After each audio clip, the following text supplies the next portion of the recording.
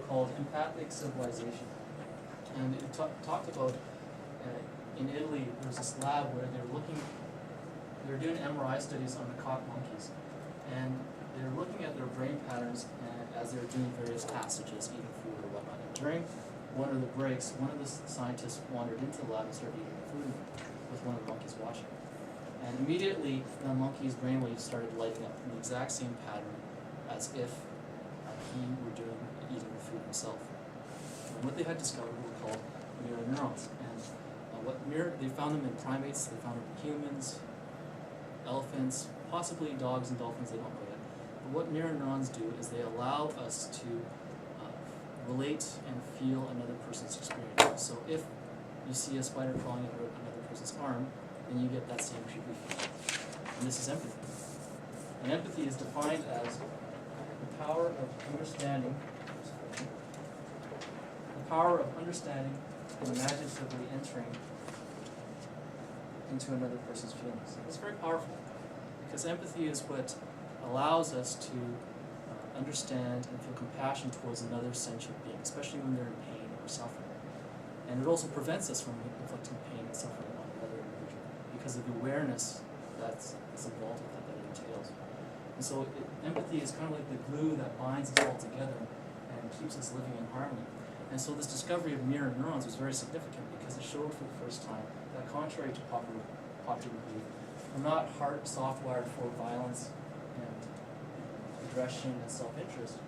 But in fact, they're actually hardwired for compassion, for sociability, affection, attachment, and that ultimately our primary drive is to belong. So, is this why certain states had higher crime rates than others?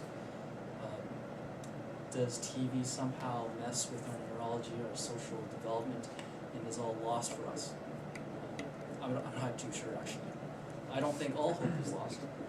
Going back to the YouTube video, they talked about how, looking over the course of human history, you can see how this empathic drive within us actually helps us to develop as a civilization.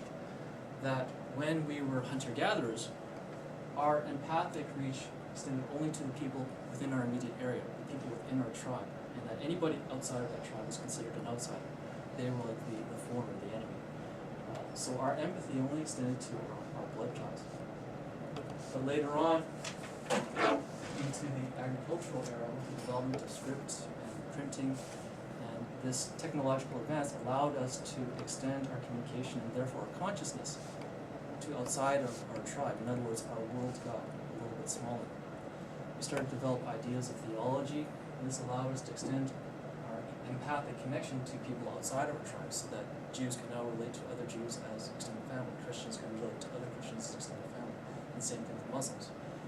And a new solidarity and unity developed. Later on into the Industrial Revolution, again we saw more technological advances, such as the printing press and the telegraph and cell phone, which again further shrunk our world and allowed us to further expand our empathic and communication reach. And along with that, we saw a development of the idea of nations and countries, and that led to another level of relation and unity, so that Germans could relate to other Germans as extended family, Greeks could relate to other Greeks as extended family, and same thing with the French and Italians.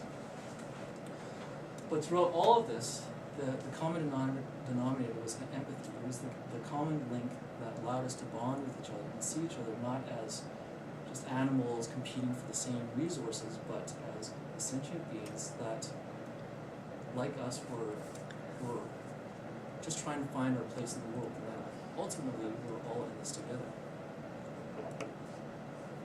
But if technology has allowed us to shrink our world to this extent, and allowed us to extend our empathic reach as far as we've gone so far, then can't we also use it to shrink our world even further and extend our connection perhaps even globally?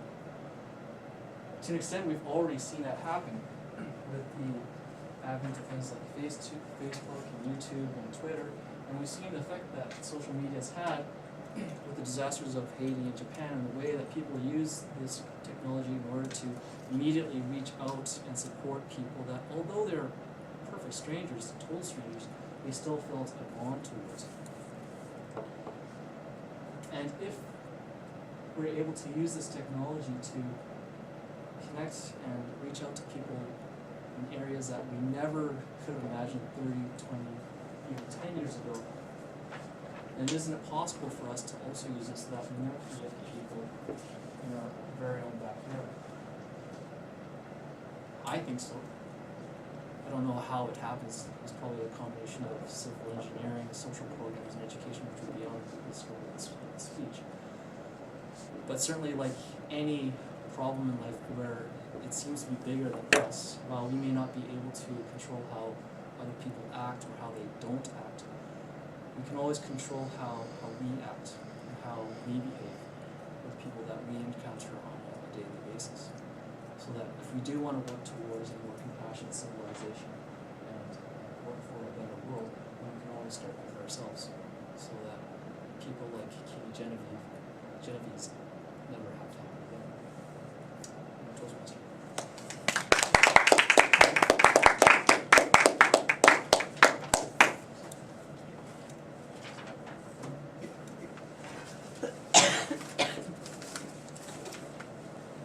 Toastmasters, to me that was a very relative speech, considering grassroots actions downtown Vancouver.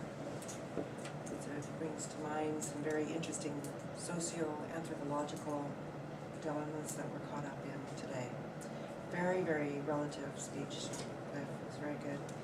I'm going to ask the timer for the time of the speech. The time on that speech was 8 minutes 45 seconds. Okay, thank you. And I would like to give the audience 1 minute just to take a fine piece of scrap paper, just to give Cliff a little bit of an evaluation. It's always very important to get feedback from us as Toastmasters, and especially if you can find something, a point to grow on.